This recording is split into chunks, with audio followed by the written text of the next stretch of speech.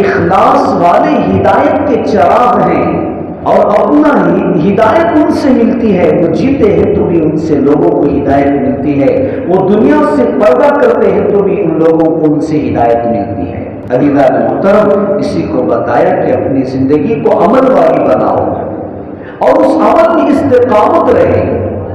جیسے رات میں آپ سوتے ہیں، پابندی کے ساتھ سورۃ تبارک الذی کی تلاوت کرو۔ اس میں سب سے بڑا فائدہ رسول اللہ صلی اللہ علیہ وسلم نے ارشاد فرمایا، خبر کے عذاب سے حفاظت ہوتی ہے۔ میرے والد صاحب کو ہم نے دیکھا کہ پوری زندگی ہم نے کبھی ان کو تلاوت کے بغیر نہیں دیکھا، چاہے وہ بیپار کر کے تجارت سے اپنے گھر کو آتے تو سب سے پہلے 2 رکعت نماز پڑھتے، قرآن کی تلاوت کرتے، پھر رات کو چاہے 12 بج جائے سورہ ملک تبارک الذی الف لام میم سجدہ پڑھ کر سوتے تھے، اور وظائف اتنے کرتے تھے جتنا وہ اپنے پیٹ کو کھانا بھی نہیں کھاتے تھے۔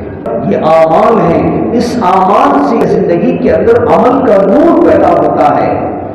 جس کی زندگی کے اندر عمل نہیں، عیش میں پرستی میں زندگی گزار دیا، اسے پتہ ہی نہ چلا کہ میری زندگی کے 60-50 سال کیسے گزر گئے۔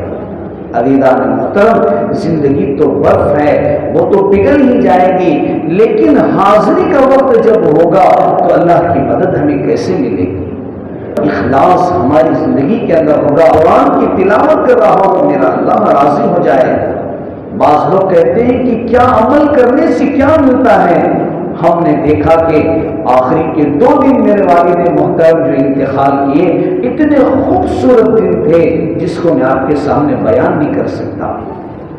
اتنے خوبصورت دن 2 دن جو تھے، ہمیشہ 26 سورتوں کی کتاب رات میں پڑھتے جو ہے اپنے سینے پر رکھ کر سو جاتے تھے، لیکن جب انتقال کا وقت آیا تو اس کتاب کو بھی ادھر ادھر ہونے نہیں دیا، سیدھے اپنی کتاب کو جو ہے جب انتقال کا وقت آیا تو سرہانے لے کر رکھ کر سو گئے۔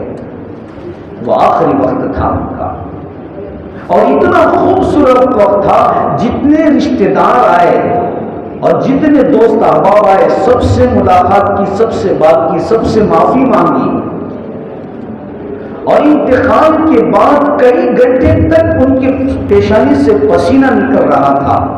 ہم نے بہت زمانہ پہلے کتابوں میں پڑھا تھا، جسے ایمان کی حالت میں خاتمہ ہوتا ہے، سب سے پہلی نشانی یہ ہے اس کے انتقال کے بعد اس کے پیشانی سے پسینہ نکلتا ہے۔